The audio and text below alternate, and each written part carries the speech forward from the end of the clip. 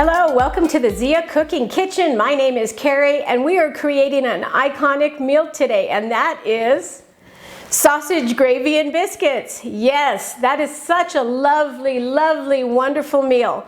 In every single part of the United States that I've ever visited, there's always been a place that I can get biscuits and gravy. Now, we all have our ways of making them, and when we talk about biscuits and we talk about gravy, a lot of us sometimes can get really nervous, and so I'm going to show you an easy way to create this in your house. It's a no-fail drop biscuit recipe, and we're going to make our gravy with a special twist. So let's not waste any time and let's get started.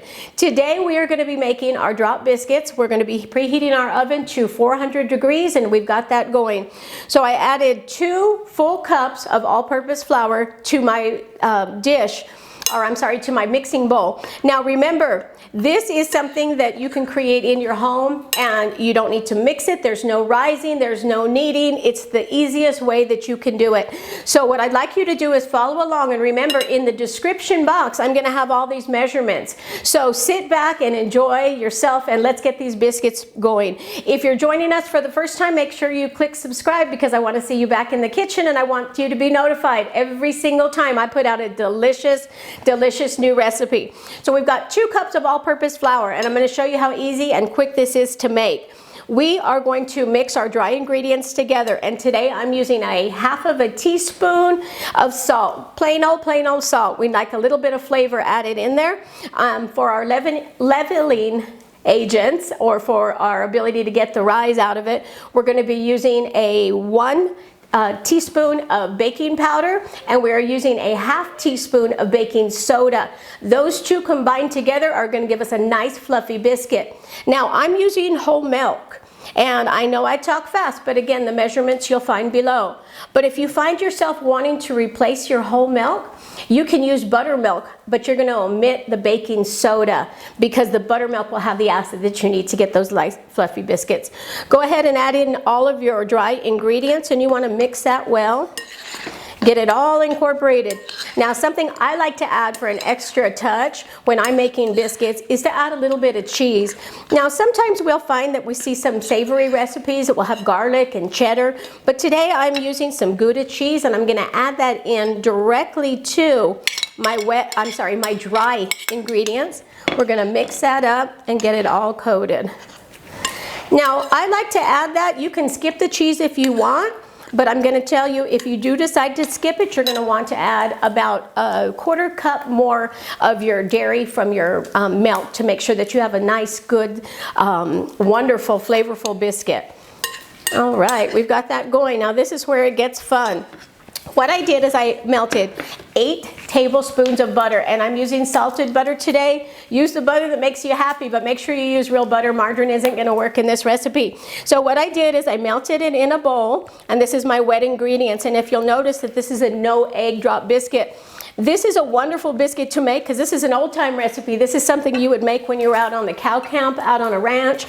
Cook gets up real early in the morning at 4 o'clock, and he puts that cowboy coffee on. And I'll tell you, that coffee can kickstart a dead mule. So what happens is you hope to God that you've got a good cook out there on the farm, on the ranch, and he's able to put these biscuits down. So we've got our melted butter, and we're going to simply add 1 cup of milk directly to that. And I whip that up and incorporate it, and I dump it right into the wet bowl. Now I like to mix it up that way, and you'll notice that when I add the cold milk, my butter starts to thicken up a bit, and that's exactly what we want. We want those little pockets of lovely butter to burst in those biscuits. And so we're going to mix this together just until it's incorporated. Now, while we have this going on, I dropped in my spicy sausage. You can use whatever sausage you'd like, but I like to use a nice pork sausage, and I like to add a spicy one. You can use any type of brand that you'd like. There's some really good ones out there. You can use a breakfast sausage, whatever you like. I do recommend you stay away from anything with a maple flavoring. It just doesn't make the best gravy, in my opinion, but that's just me talking. So as you can see, this is a nice sticky dough.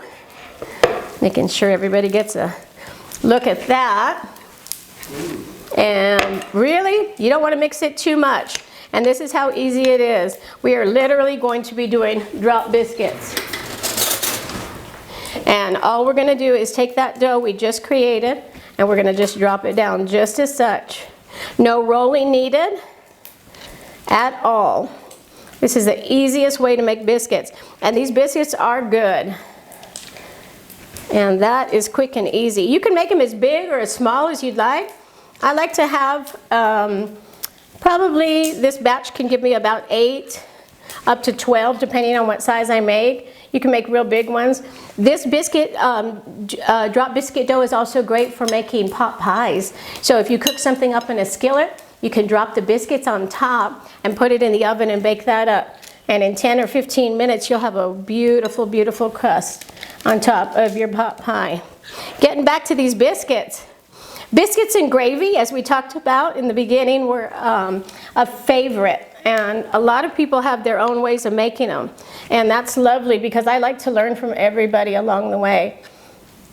But I learned how to make biscuits and gravy from a very special person. Not so much the biscuits, because I got a little bit more biscuit trading from my grandma's. But my father-in-law, Johnny Caldwell, he was born in Springer, New Mexico in 1933. And he was actually born at the courthouse because his dad was a sheriff. Excuse me, was a sheriff at the time. And so when Johnny was born in 1933, they are iconic family that comes from northern New Mexico, so I know a lot of people know the Caldwells. But we were lucky enough to have him stay with us sometimes, and I would always love to wake up. And I'm a very touchy girl when it comes to my kitchen, but he was the one man that I never ever huffed and puffed too much when he started banging and clanging all my pans, because he would create the best gravy. And we talked a lot about gravy and how it was important to him. It was easy to make. It was something he would put together. Having 6 kids, that was a meal that they always would think about when their dad would make it on Sunday mornings. And so talking with Johnny about it, he explained to me one day I was frying up all this beautiful gravy and this beautiful sausage, and we talked about making sure it was extra crispy because you have to have all those brown bits in the gravy to make it real flavorful. So as we were doing that, he reminded me that it would be considered fancy gravy because a lot of times as a cowboy, they would just have the grease that was left behind, either the bacon grease or the sausage grease. But to actually be able to find those big chunks of sausage, that was a good day for them out on the ranch. So I like to tell that story about him. So let's go ahead and get these biscuits going. My oven is ready, and we're going to drop those in, and we're going to start working on that gravy. Some people get nervous about making gravy. And I find it to be one of the easiest things to do. But a lot of people get nervous and they get afraid of how it's going to happen. So I'm going to tell you how I'm going to do it New Mexico style. And we are going to kick down some of this beautiful hatch green chili. Yes, are you talking about putting chili in your gravy, Carrie? You are absolutely correct because I love chili. This is a beautiful, delicious way of doing it. So once you have your sausage cooked extra crispy, you're going to find that you have some of the grease that's left behind. And I don't like a real greasy gravy, but if you find you have too much, you can take it out. And if you find you have a dry skillet, you can always add in a couple pats of butter. But today I have the perfect combination and I won't be needing that. So we're going to go ahead and we're going to add in our chili. I'm going to get that frying just a little bit. Now this is roasted peeled chili, and this is from a farm in Hatch, and I love incorporating it. Oh, that smell is divine. So mixing that in, this is real simple and it's going to come together very, very fast. We're going to go ahead and we're going to drop in 2 tablespoons of flour. And we're going to go ahead and start cooking that with the gravy and the green chili. And we're going to cook that flavor of the flour off, give that nice taste on it. This is such a delicious, easy meal. This is going to taste wonderful. Now, I can't make my white creamy gravy unless I have a lot of black pepper. It's important for me, so I add that. But you can add the flavors that you'd like. I've seen some people drop in salt and pepper. I've seen some people use red chili flakes in their gravy. You do what you'd like to do, but this is Carrie style, and this is the way I'm doing it today, so thank you for following along.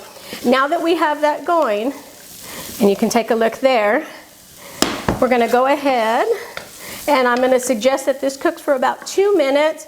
You want to keep sauteing it, get it cooked there, and we are going to go ahead and we are going to add in our milk.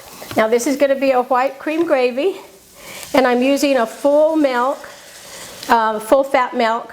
I really recommend that you use that when you're making your gravies, and you'll see as this comes together. Oh gosh, this is going to be great. Now what I like to do is I use a flat bottom wood spoon. You're going to use a heavy skillet. I like to use the cast iron. Sometimes I'll make my drop biscuits in the cast iron too. I'll just fill up my pan, put it in the oven, and bake it that way. Especially if we're outside or we're camping, there's no way you can go around and not have biscuits and gravy several times in part of your life as often as you can.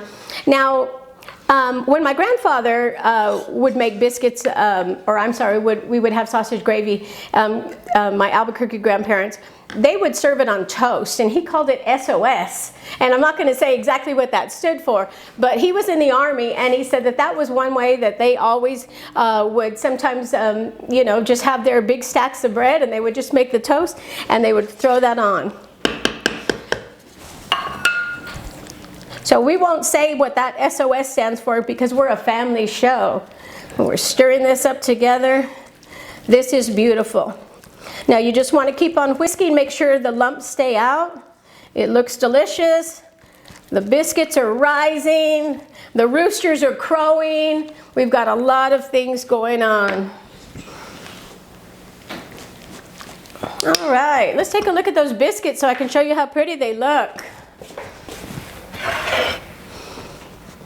Now, one thing I like to do when I get these biscuits out of the oven, look at that gorgeous color. You can see how great that is. I'm a two-handed cook here. I'm going to be showing off my biscuits in the left and stirring with my right. But these biscuits came out delicious. That melted cheese is really lovely. One thing I like to do if I'm creating these for a more of a savory style for dinner, you can always take them out of the oven and you can brush some garlic butter on top. Put them back in the oven, turn it off, and just let it soak in. Ooh, yes! You can see the Southern girl in me coming out. This is true Southern New Mexico cooking, biscuits and gravy. This looks delicious. Not going to waste any more time here, and I'm going to just show you a little bit of magic going on. Now, when I'm creating my biscuits and gravy, I'm just going to go ahead and bust this up because I just want to get this out for you guys right away. You can just see how delicious that looks. This gravy is nice and thick and creamy. Got that beautiful, delicious green chili on there. I'm going to go ahead and feed it in just a little bit like that. I got a house full of people ready to go. Look at this lovely, lovely food. Now, I don't know if that's the prettiest meal, but I'll tell you what, it's going to be one of the best tasting meals that you can get. And this is hot and ready to go. So let me show off my tasting skills and let you know how great this tastes.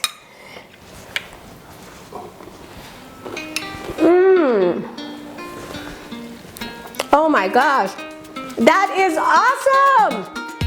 Thumbs up! Thank you! Yes. Woo! This is delicious. And that's the end of that one. That went smooth. Very nice. Good job.